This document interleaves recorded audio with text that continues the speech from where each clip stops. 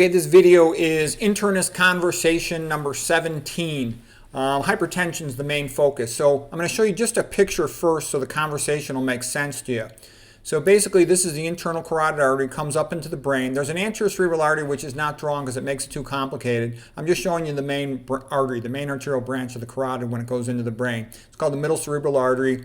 It gives off these branches to the deep part of the brain, the basal ganglia. These are called lenticulostriates. And when the blood pressure is too high with hypertension, it'll sometimes shear off the origin of these arteries, and you get small strokes in this area called lacunar infarction. Lacuna means a hole, so a lacunar infarction is a hole in the basal ganglia part of the brain. That's the typical lacunar infarction. Okay, if the pressure is too low, then you drop the perfusion of the high convexity. So the middle cerebral artery has to arch up and go around the convexities. The convexities just mean the brain is outwardly convex. And then you have these arteries that climb up over the top, middle cerebral artery branches, and then there's the penetrating arteries that go into the brain tissue, the brain parenchyma. And this area right here, adjacent to the ventricle, called the periventricular region, is often not well perfused. And so when you drop the pressure, like with an antihypertensive medicine, or for whatever the reason, you'll run the risk of having strokes in this area. Super common. I see hundreds of them every day. Okay, so anyways, that's a real issue, okay?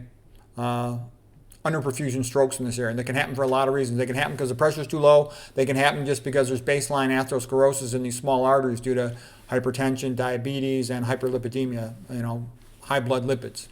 Okay, now I'm going to show you another picture here. Let's see if I can get this picture to move. Okay, this is just showing you what's inside these arteries. So when you, over time, get damage to the artery from diabetes, for example, you get thickening of this yellow membrane here. This is called the basement membrane. And that basement membrane, when it's thickened, these blue circles are the oxygen. So here's normal blood flow. The red blood cells are going through the capillary. They're delivering the oxygen, these blue circles, to the brain cell, the neuron. All right, and you have a normal thin basement membrane, and you have normal, relatively sparse in this area, vascular smooth muscle cells. Well, with diabetes, you get hypertrophy of the capillary basement membrane, okay, and you get hypertrophy of the vascular smooth muscles. And you also get scar tissue, collagen being laid down in this area. You get decreased ability to deliver oxygen to the brain tissue, the brain cells, the neurons. So what I'm saying is the longer the person has it, the more decades go by of hypertension and diabetes, the less able the arteries are to deliver adequate oxygen to the brain. And if you superimpose upon that a drop in cerebral perfusion pressure, high-fat meals, high-sodium meals, you're further dropping the amount of oxygen getting to these brain cells, okay? Okay, so now we're going to go into the conversation between the internal medicine doctor and myself. This is a really smart internal medicine doctor. Okay, he's like one of the best internal medicine doctors. So he says to me,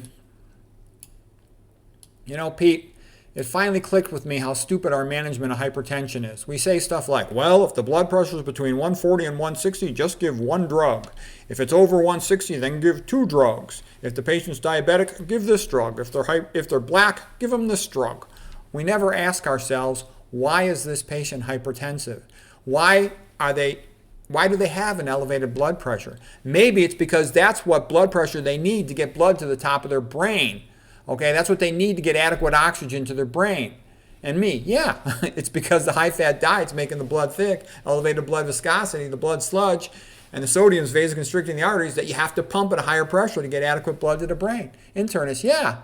And look how stupid we are. We're putting the patient on these pills and dropping their pressure dramatically, and we're basically depriving their brains of oxygen. Maybe that's part of why so many people are so stupid, all this cognitive decline, and that's what we call treatment. He said, the more I understand what's really going on, the more embarrassed I am about how stupid conventional internal medicine really is. Yeah, conventional medicine logic, it's like the opposite of Aristotle. The patient goes to the doctor because something's wrong, doesn't feel good. And then the doctor routinely gives him a drug that inhibits his mitochondria, which is going to drop his energy level further and make him feel worse. And the internist says, yeah, the patient's really screwed. They inhibit their mitochondria eating high-fat foods and processed foods. Then they come to us to put them on drugs like metformin and statins, which are both mitochondrial inhibitors. I said, yeah, it's great. And then if they complain about feeling tired or sad or some other personal problem, you tell them they're depressed and you put them on a selective serotonin reuptake inhibitor, an SSRI, which is also a mitochondrial inhibitor. Internist, yeah, it'd be funny if it wasn't sad. By the way, I think the two best books for the patients are Esselstyn's Prevent and Reverse Heart Disease and McDougall's Start Solution. Me, why? Internist. Well, Esselstyn's book is simple. Heart disease is the main cause of death. Eat low-fat, vegan with no oils, and heart disease goes away. It improves nitric oxide. That's simple. Patients can understand that. McDougall's book is more detailed, and it's good for the skeptical ones. You know, it answers questions about meat and protein and oil and calcium, all that, basic stuff to get them started. And, the vegan starch diet of McDougall, that's basically the holy grail of health. That's by far more powerful than anything else in all of medicine. McDougall figured it out. Starch-based diet, that's the great secret of health.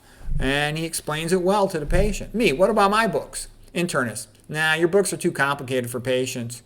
And they're too expensive. The color pictures are really helpful for understanding things, but they make the book expensive. And only a smart person can read your books. I like the way you explain things and you go into detail, you connect everything, you cover a lot more territory, you're going way beyond what, McDougall, Esselstyn, and those other guys talk about.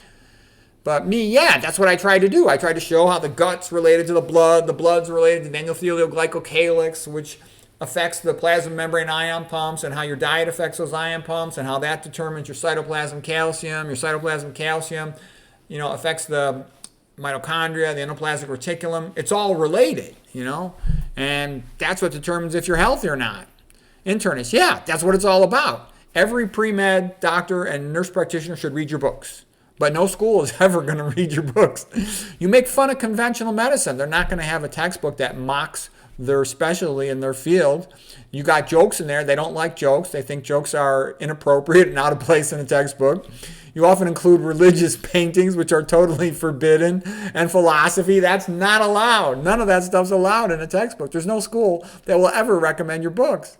I do think all this stuff, your philosophy, your jokes, and your diagrams, your metaphors, I think it makes your books fun and memorable and easy to understand. But it also means you will never, ever be allowed in any school. There is no school that would allow your books or recommend them, either a college or graduate school. Sorry, Pete, but no one is ever going to read your books. Your books are shadow banned and paywalled, and no one except a few rare smart nerds who've got enough money to buy them are ever going to look at your books.